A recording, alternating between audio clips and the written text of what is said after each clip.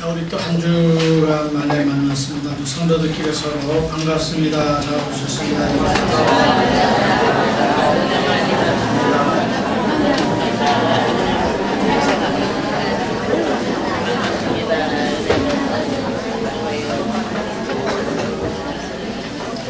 혹시 여러분 인사하신 분들 이름은 아시나요?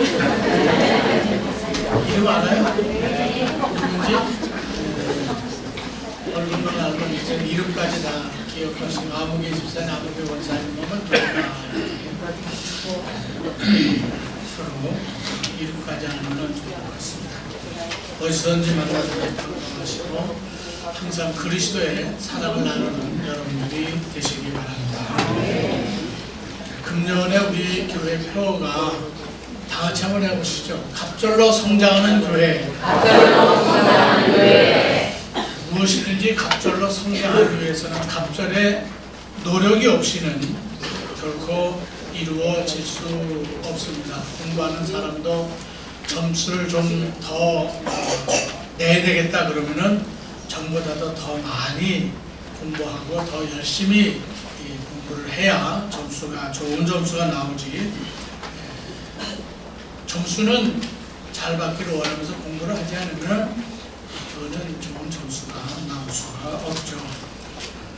사업을 하시는 분도 마찬가지고 모든 일에 직장 생활하는 여러분들도 마찬가지고 갑절에 어떤 이익을 남기고 또 갑절에 열매를 거두기 위해서는 반드시 갑절에 노력을 해야 될 줄로 믿습니다. 그래서 오늘은 1월 마지막 주 금년의 표를 따라서 첫 주, 둘째, 셋째, 넷째 갑절이라는 제목으로 말씀드린다. 오늘은 갑절의 노력이라는 말씀으로 은혜를 나누려고 합니다. 바울은 디모데라고는 참 좋은 후계자를 만났고 제자를 만났습니다. 좋은 선배, 소위 요즘 멘토라고 그러죠. 자기를 이끌어줄 수 있는 좋은 지도자, 좋은 스승을 만나는 것도 복이지만 또 어른들의 입장에서, 스승의 입장에서, 선배 입장에서는 좋은 제자 또는 좋은 후배를 만나는 것도 큰 축복이 아닐 수 없습니다. 예수님도 12 제자를 택해서 그 일을 맡겨주셨고 바울도 좋은 제자들을 택해서 자기 사역을 맡아 감당하겠는데 그 중에 이제 대표적인 사람이 디모데 또 다음에 나오는 디도 이런 사람들이 바울의 후계자가 되고 젊은 일꾼들이 되었습니다. 특별히 이 본문에 나오는 디모데는 바울이 개척한 에베소 교회를 바울이 이제 선교여행을 하러 다니니까 그 다음에 후임으로 에베소 교회를 담임한 그런 이제 목사가 되었습니다. 좀 담임 목사가 됐죠. 이미 사람이 목사 안수를 받았다는 것을 어디서 알 수 있냐면 14절에 내 속에 있는 은사고 장로회에서 안수받을 때에 예언을 통하여 받은 것을 가볍게 여기지 말며 하는 거. 내가 그 여러 사람들이 뭐 요즘은 이제 연회 때 우리 전도사님들이 안수를 받습니다만은 옛날에는 역시 그런 어떤 교회 회의에서 장로님들이 모여서 그런데 지금의 장로는 우리 현대 교회 장로님이 아니라 그 당시 신약시대 장로라고 그러면은 그는 이제 사도들이나 또는 교회 지도자들을 가르쳤던 것이죠. 그래서 베드로도 먼저 장로된 나는 그렇게 얘기를 하거든요. 베드로도 자기를 장로라고 그렇게 소개하는 그런 말씀도 있습니다. 어쨌든 이렇게 장로회에서 디모데가 안수를 받아서 목회자의 사역을 감당하게 될 때 하나님께서 너에게 은사를 주시지 않았느냐. 은사라는 것은 여러 가지 설명할 수 있지만은 일을 할 수 있는 능력을 하나님이 주시는 그것을 은사라고 합니다. 그러니까 기도의 은사 그러면은 그 사람은 기도할 수 있도록 하나님께서 기도의 은사를 주시는 거예요. 전도의 은사 그러면은 그 사람이 열심히 전도할 수 있도록 하나님이 전도의 은사를 주시는 거예요. 가르치는 은사 그러면은 그 사람이 교회에서 열심히 잘 가르칠 수 있도록 하나님이 가르치는 은사를 주시는 거죠.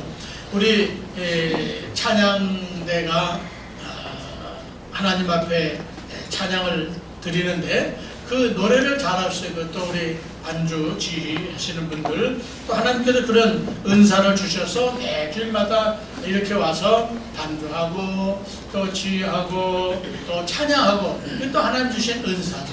그러니까 그것을 잘 감당하게 되는 겁니다. 은사란 결국 카리스마라고 하는 것이지만 그런데 그거는 하나님이 일하는 사람이 일할 수 있는 능력을 은사라고 그러는 말이죠. 그러니까 우리는 각자 그 카리스마라고 하는 은사를 받았습니다. 은사를 못 받은 사람은 아무도 없어요. 근데 문제는 내가 받은 은사가 뭐냐를 잘 모르는 거죠. 발견을 못하는 거죠. 그래서 어떤 때는 이제 은사를 발견하는 그런 모임도 갖고 그런 기도회도 하고 그런 집회를 하기도 합니다. 도대체 나는 뭐를 잘하나.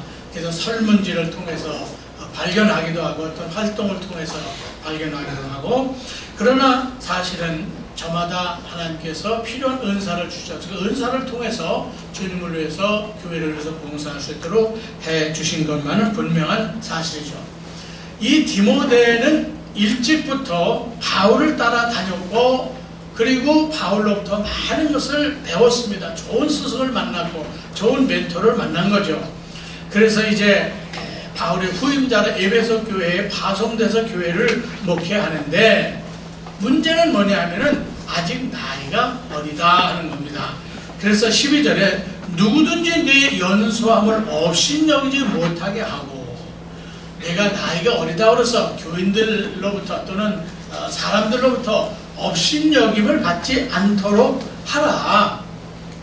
여기서 나이가 어리다는 것은 사실 이때쯤 이 디모데가 적어도 30대 후반 40대가 되었다는 겁니다. 왜냐하면 그가 바울을 따라 다닐 때도 어렸지만 그래도 뭐 10살, 15살이 아니었고 한 20여 세가 되었었고요. 그리고 그러니까 같이 이제 선교도 다녔던 것이지 뭐 10세, 15세 때 어린 소년을 데리고 다니지는 않거든요. 적어도 20세 이상 젊은 청년 그리고 15년 이상을 바울을 따라 다녔어요. 그럼 적어도 한 빨리 20세에 부름받았다 하더라도 35살이 이미 된 거예요. 그러면 뭐 목사도 충분히 받을 수 있죠. 저도 49년생인데 목사 안수를 받으려면은 설이 허입을 해야 되는데 허입을 하려면은 만 25세가 돼야 허입을 했어요. 저희들 때는 지금 23세로 2년이 이제 좀 낮아졌습니다만은 근데 제가 73년도에 신학교를 졸업하고 1년 동안 설의를 하고 그럼 74년도에 허입을 해야 되는데 74년 3월 그러면 이제 허입을 할 수 있죠. 25세. 근데 제가 10월생이기 때문에 만 25세가 안 된 거예요. 만 24세 뭐 한 4개월, 5개월밖에 안 되니까 너는 아직 어리니까 안 된다.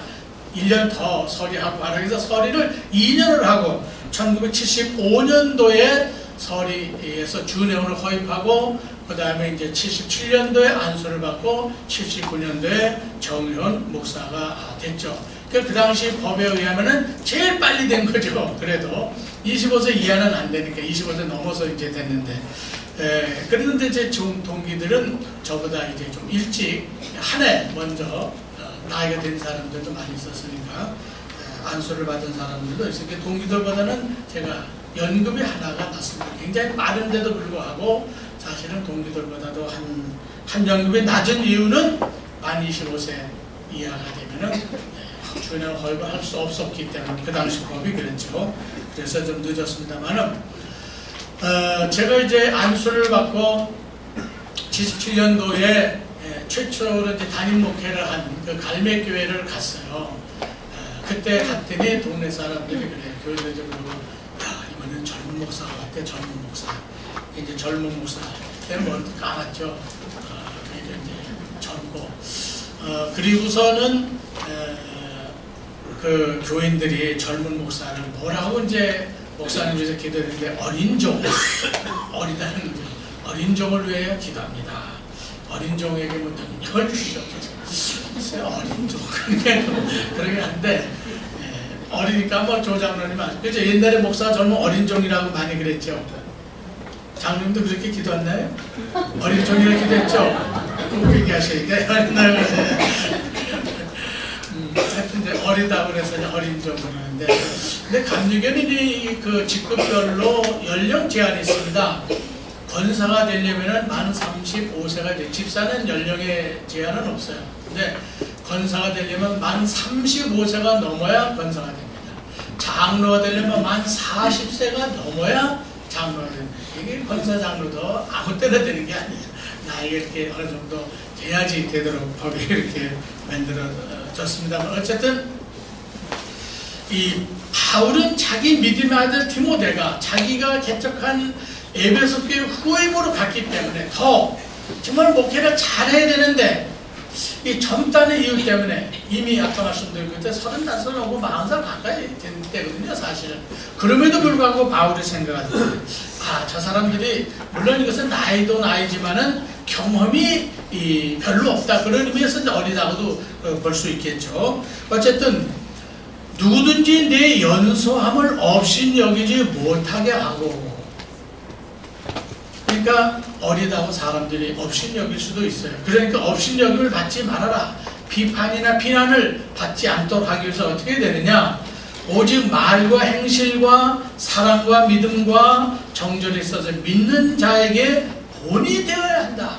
목회자로서 모든 믿는 자에게 말과 행실, 말하는 대로 그대로 살아야죠. 말과 행동이 일치가 되죠. 그러니까 그래 너희가 어리니까 그래, 경험이 없어서 그래, 아직도 어려서 그래, 이렇게 그런 소리를 듣지 않으려면 말과 행실이 일치해야 되고, 사랑과 믿음과 정절에 있어서 믿는 자에게 본이 되어야 된다.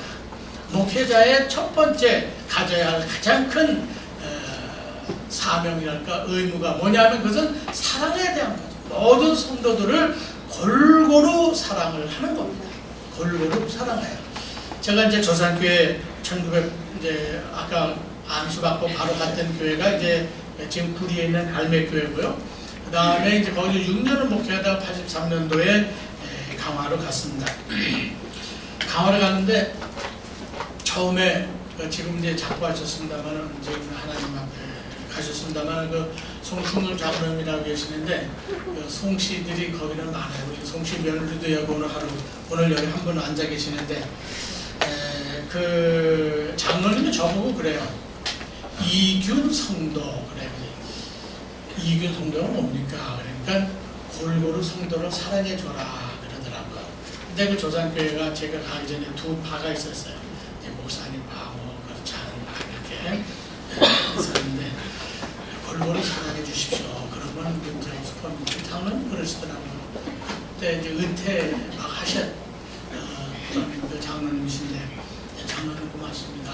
그러고서 이제 정말 골고루 누구든지 저야 새로 갔으니까 이편 저편이 없잖아요. 그래서 모든 교인들을 똑같이 사랑을 했는데, 한 1년쯤 지나니까 그 모든 파벌 이런 게 없어지고 하나가 되고, 그래서 교회가 화합이 되고 계속해서 부흥을 할 수 있었던 것을 감사합니다만은, 목회자의 사명은 어쨌든 모든 그리스도인으로 사랑을 하는 겁니다. 근데 사랑은 부모가 자식을 사랑하고 형제가 형제를 사랑하는 것은 본능적인 사랑입니다. 그렇죠?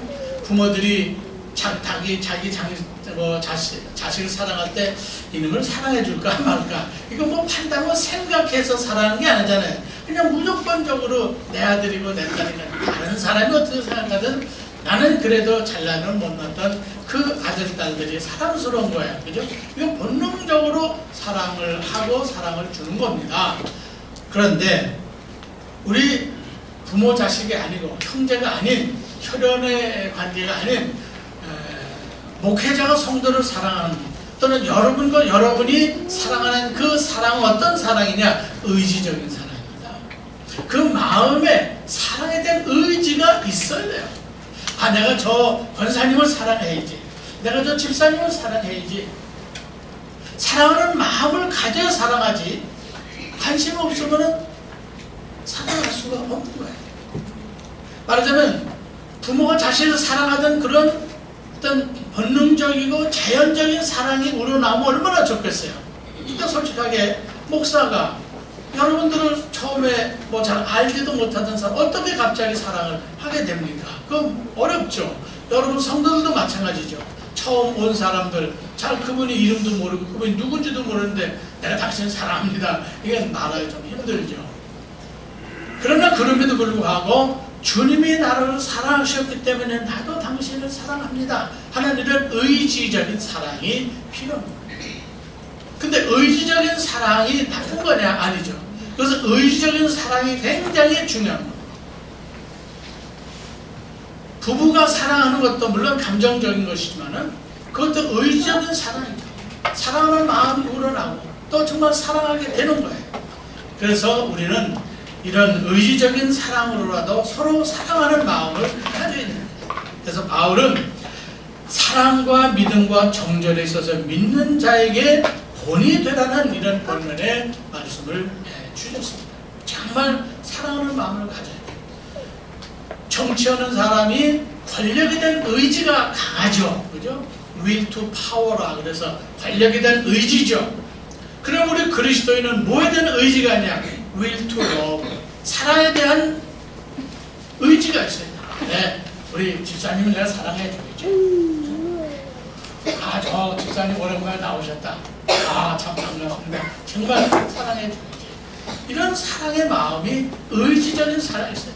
여러분 마음속에 성도들을 바라볼 때 또는 여러분의 직장의 동료를 볼 때 누구를 볼 때든지 이런 사랑에 대한 의지가 뜨겁게 강하게 역사하시기를 바랍니다.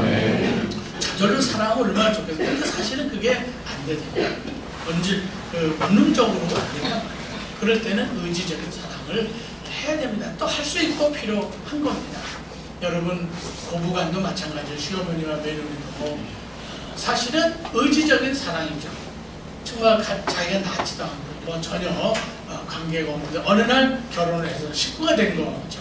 그러니까 야 우리 며느리, 우리 시어머니, 우리 시아버지 우리 이래서 의지적인 사랑을 가질 때 그 사랑이 계속 유지될 수 있는 거예요. 그런 사랑으로라도 이 바울은 디모데에게 그 사랑의 모범을 보여라. 믿음의 모범을 보여라. 정절의 믿음을 보여라. 모든 삶 전체에 있어서 목회자로서의 바른 삶을 통해서 모든 성도들에게 본이 될 때 너는 그 사람들로 인정을 받을 수 있다고 하는 이 사실을 분명하게 이야기를 합니다.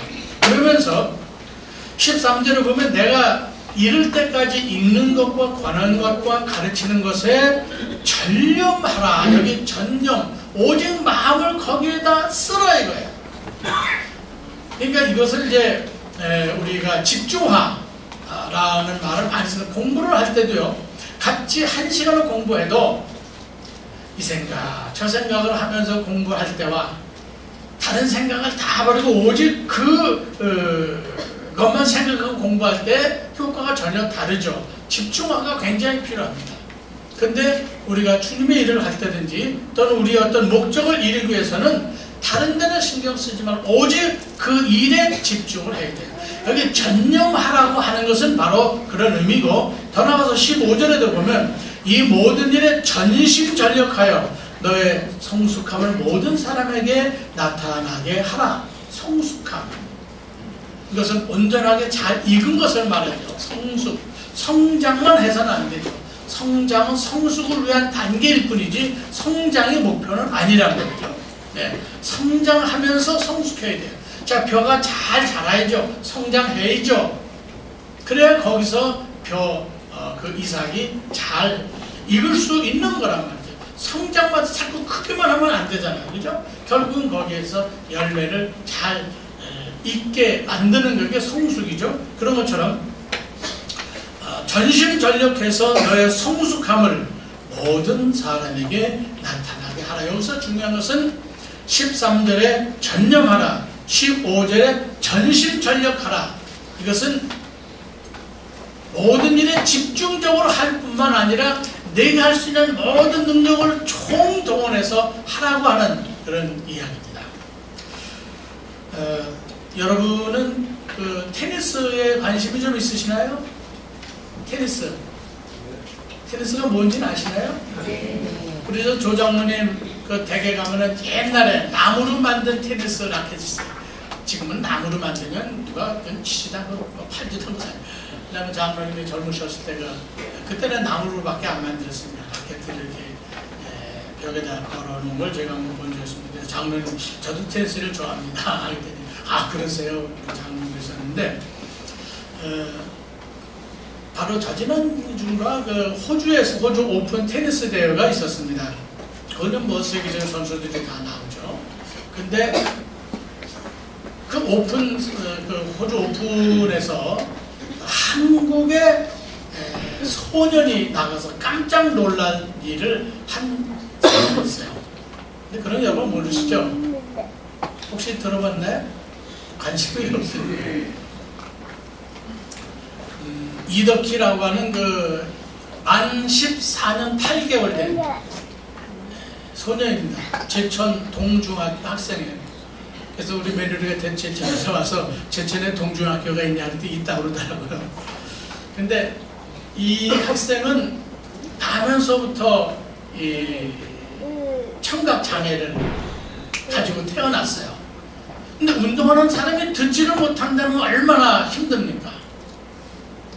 그 테니스는 더군다나 치는 폼도 봐야 되지만 그 공 오는 속도나 소리 이런 걸 듣고서 또 상대가 뭐라고 하는지 또는 더군다나 심판이 뭐라고 하는지 이런 걸 알아들어야 되는데 가장 어려운 게 심판이 이제 공을 딱 사서 아웃 공이 이제 금방에 나갔다 그러면 그만 쳐야 되는데 안 들리니까 아웃된 공들이 열심히 치고 이제 그런 것들이 힘들었다 이런 고백하는데 이 사람이 주니어 오픈 대회 나가서 1승을 거뒀습니다. 그러니까 한국 선수로서는 주니어 대회에 나가서 1승을 거둔 역사가 없대요. 그래서 그 소년이 최초로 한국 주니어 세계적으로 이름 있는 그 오픈 대회에 나가서 주니어 대표로 나가서 1승을 거둔 2승에서는 이제 졌는데 1승은 호주 대표를 상대로 해서 이겼어요. 근데 그때까지만 해도 그 아이가 청각장애라는 것을 그 호주 테니스 오픈 대회를 집행하는 그 위원회나 또는 그 심판을 본 심판도 그 사실을 몰랐던 거예요. 근데 나중에 알았어요. 그 사람이 청각장애라고 하는 거를. 그러고서는 다들 깜짝 놀라요. 야, 어떻게 그렇게 청각장애가 그렇게 테니스를 잘 칠 수 있느냐. 그게 놀란 거죠. 그래서 그 아이가 신문에 났어요. 호주에. 그래서 아주 영웅이 된 거죠. 그 꿈도 있고 그런데 근데 이제 그 아이에게 물어봤어요. 도대체 넌 어떻게 그렇게 테니스를 잘하게 됐느냐. 자기는 어릴 때 테니스 치는 거를 보고 자, 나도 한번 해보자. 근데 이제 여러 가지 이제 어려우니까 힘들지만 그래도 테니스부에 들어가서 하여튼 남보다도 갑절로 열심히 연습을 했어요. 그러니까 그렇게 하지 않고는 정상화를 따라갈 수가 없는 거죠. 정말 전심전력을 했습니다. 전력 투구를 했습니다. 열심히 했어요. 안 들리니까 더 열심히. 또 눈치를 봐야 되고 코치가 뭐라고 하는지 동료 단식도 칠 때가 있지만 복식을 칠 때는 그래도 그 옆에 있는 친구가 눈치 이렇게 해라 저렇게 공이 나갔다 이렇게 표시를 해주는데 혼자 칠 때는 더 어려웠지만 단식을 칠 때는 그래도 그 모든 장애를 극복을 하고 국가대표로 돼서 그래서 세계대회에 나가서 1승을 거두는 그런 일을 했다는 거죠. 그러면서도 저는 내년에 이 대회에 또 올 겁니다. 그런 이야기를 했다는 얘기죠. 아주 그 꿈을 가지고 있는 소년입니다. 청각장애를 딛고 세계대회에 나가서 그렇게 큰 업적을 이뤘는데 어쨌든 제가 말씀을 드리고 싶은 거는 그 사람이 그 대회에 나가서 국가대표가 되는 것도 힘들지만 그 대회에 나가서 세계적인 선수들과 겨뤄서 그래도 1승을 거뒀다고 하는 그 자체도 굉장히 큰 일을 한 것이죠. 물론 내년에는 어떻게 될지 모르겠습니다만은 그가 그렇게 되기까지는 얼마나 많은 노력을 했을까 하는 생각을 우리가 쉽게 해볼 수 있는 거예요. 그런 사람은 그 이덕희라는 소년뿐만 아니라 꽤 많이 있죠. 그런 장애인들도 능히 다른 사람보다 갑절로 노력을 해서 그런 쾌거를 이루는 것을 우리는 흔히 주위에서 많이 듣게 됩니다. 자, 그럼 우리는 멀쩡하면서도 아무것도 못한다 그러면 하나님 앞에나 누구 앞에 안 되잖아요. 그래서 우리도 적어도 우리도 금년에는 갑절의 노력을 해야 돼요. 또 하나님 앞에 교회 부흥을 위해서, 성장을 위해서, 또 기도하는 것도 갑절로, 전도하는 것도 갑절로, 또 전보다도 더 많이 봉사하고, 여기 이 바울이 말한 것처럼 내가 읽을 때까지 읽는 것과 권하는 것과 가르치는 데 전혀 말하는 것처럼 하나님의 말씀을 읽는 것도 갑절로 좀 많이 읽고, 또 우리 가르치는 일부 예배 때 우리 선생님들이 출석하기 때문에 우리 선생님들도 금년에 우리 학생들이 열심히 가르쳐서 교회 학교나 또 중고등부도 갑절로 부흥을 시키도록 하자. 그래서 우리 전체가 더 열심히 지난해보다 열심히 모이기를 힘쓰고 또 기도하기를 힘쓰고 전도하기를 힘쓰고 또 힘써 일하고 갑절로 노력함으로써 하나님의 영광을 돌리는 여러분들이 되시기를 바랍니다. 그래서 마지막 16절에 내가 내 자신과 가르침을 살펴 이 일을 계속하라. 이것을 행함으로 내 자신과 내게 듣는 자를 구원하리라. 계속하라는 거죠. 어느 때 한때 하고 마는 것이 아니라, 만약에 이덕희라는 사람이 힘들고 어렵다고 그냥 포기했다면 그런 대회에 나갈 수도 없었고, 그리고 그런 경험을 가질 수도 없었어요. 근데 그는 힘들고 어려워도 계속했죠. 계속했기 때문에 결국 그런 결과를 가져오게 되었습니다만은, 모든 일은 계속하는 데서 이루어지는 겁니다. 우리가 기도하는 것도 어느 한때 하다 마는 게 아니에요. 추우나 더우나, 계절이 바뀌나 바뀌지 않나, 우리가 주님을 위해서 봉사하고 교회에 출석하는 것도 기분에 따라서 변하는 그런 신앙이 아니라 불변하는 신앙, 계속하는 신앙, 언제 어디서든지 주일이면 그분은 꼭 그 자리에 나와서 앉아있는, 자기 자리를 지키는 사람, 그런 일을, 또 그런 일을 계속함으로써 교회는 계속해서 성장하고 부흥하고 또 하나님의 뜻을 이 땅에 이루는 교회가 될 줄로 믿습니다. 아멘. 여러분 가정에서도 직장에서도 공부하는 학생들은 학교에서 또 우리 모든 성도들 금년에도 갑절로 노력하는, 갑절로 더 열심히 일하는 여러분들께서 하나님을 기쁘시게 하는 손님들이 다 되시기를 주님의 이름으로 축원합니다. 기도하시겠습니다. 자비하시기를 오신 주님, 오늘 거룩한 주일을 허락해 주셔서 저희들을 주의 전으로 불러주셨습니다. 아버지는 지난 한 해 동안에도 저희들이 많은 일을 할 수 있도록 도와주셨으나 금년에는 갑절의 노력을 할 수 있도록 하나님 성령께서 우리 마음속에 불붙는 은사를 허락해 주시옵소서. 하나님께서 주신 은사를 갑절로 잘 활용을 해서 갑절의 이익을 남길 수 있도록 도와 주시옵시고, 우리 사랑하는 성도들이 모이는 일에, 기도하는 일에, 전도하는 일에, 봉사하는 일에, 또 우리 학생들은 공부하는 일에, 또 우리 사업을 하거나 직장에 다니는 모든 사람들은 그 사업과 직장 일에 갑절의 노력을 통해서 좋은 결과, 좋은 열매를 맺을 수 있도록 하나님 축복해 주시옵소서. 우리 사랑하는 성도들의 가정 속에 기쁨과 감사와 은혜가 항상 넘치도록 성령께서 역사해 주시기를 간절히 바라옵고 예수님의 이름으로 기도하옵나이다.